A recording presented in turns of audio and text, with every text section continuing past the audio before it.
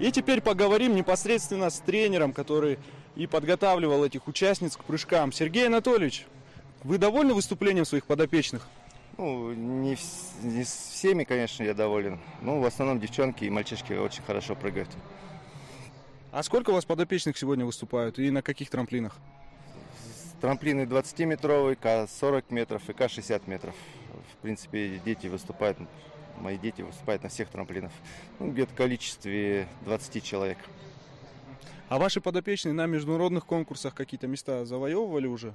Сейчас у нас уехала команда еще с 2 тренерами, с которыми мы совместно работаем. Уехали в город Санкт-Петербург на международные соревнования, где мы надеемся, что они выступят достойно. А до этого никаких подопечных не занимало призовых мест?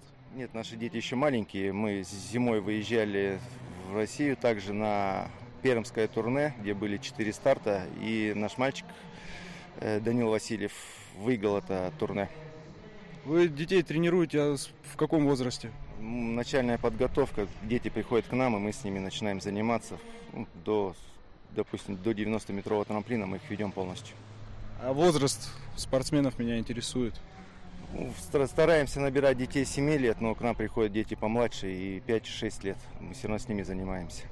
А у них никакого страха не возникает перед прыжками с трамплинов? Просто я вот сейчас смотрю на это и, в общем-то, глядя снизу даже это жутковато, а если сверху смотреть, то это... В принципе, боятся дети все.